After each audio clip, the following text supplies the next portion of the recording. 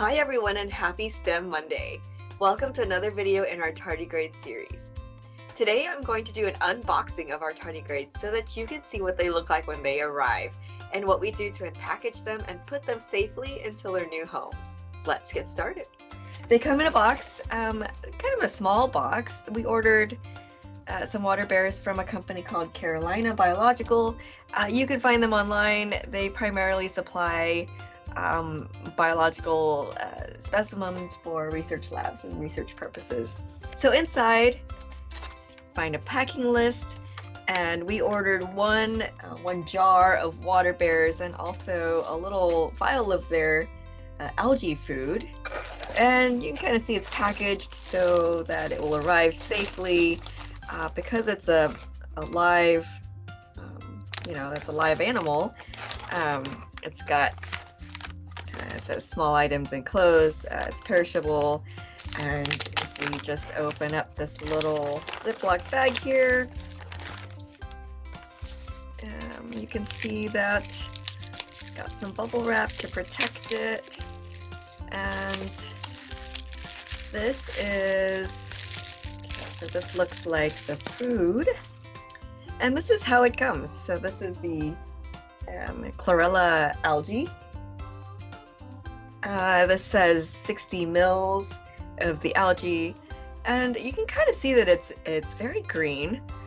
There's some particles of the algae in the fluid there, and it's kind of floating around.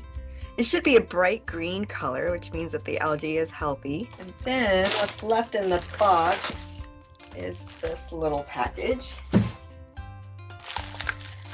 Okay, and you can kind of see it says live, it's perishable. Open immediately, so we're going to do that. And I think if the weather is hot, or if you live in a hot place, Carolina will usually put in an ice pack. This helps keep the water bears healthy so that they arrive to you in good shape. Okay, and it says here, open and inspect water bear culture upon receipt.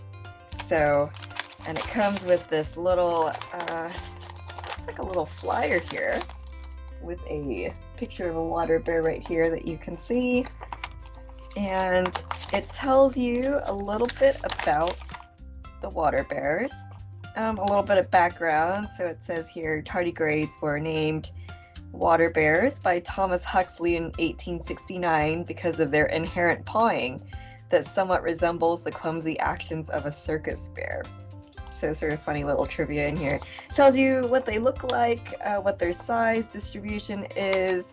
So it says they are somewhere in the range of 0.3 millimeters to 1.2 millimeters, with the majority being around 0.5 millimeters. So it's actually quite small.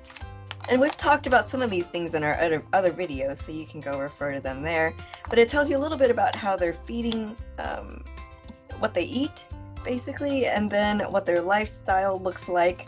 You can see here, I like this picture, you can see this little image of a tardigrade with the eggs inside of it. I thought that was cool. And then it shows you, these are some other images of water bears shedding their exoskeletons and then coming out of them and sort of leaving the eggs behind, so you can see that there. And then what's left in here is this little jar of water bears.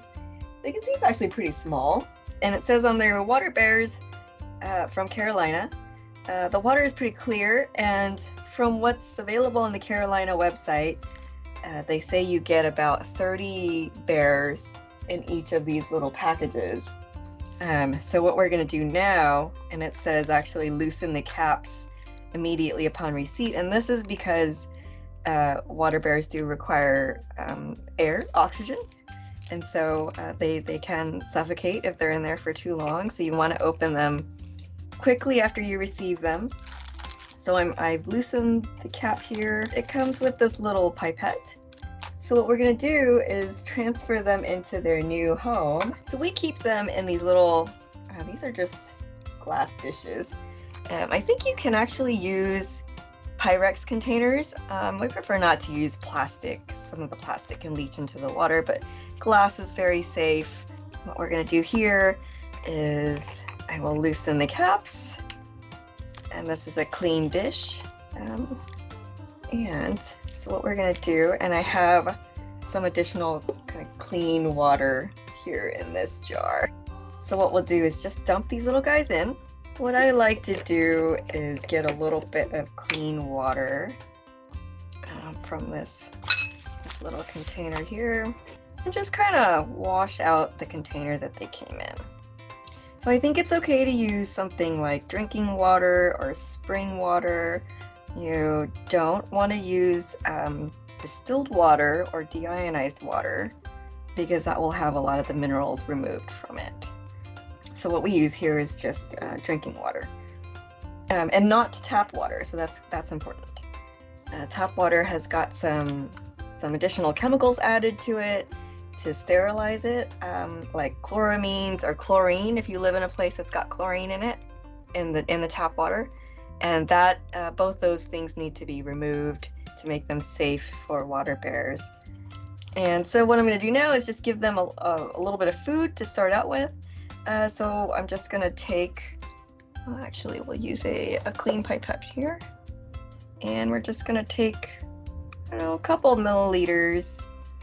We probably feed them about once per week, and I probably do 2 milliliters, 2 to 3 milliliters each time, so this is about 2 milliliters here. We'll just kind of squirt that in there. That's really it. Okay, so these guys are going to hang out in here for about a week, and then we check on them periodically. The algae should stay nice and green, so if it's looking like the algae is turning brown, that probably means they need a little bit more light to help the algae grow and be healthy. So we just leave these out in the open. I will sometimes cap them very loosely with another glass jar or another glass dish, just sort of set it over it just so things don't fall in there. And then we will check next week to see how they're doing underneath the microscope.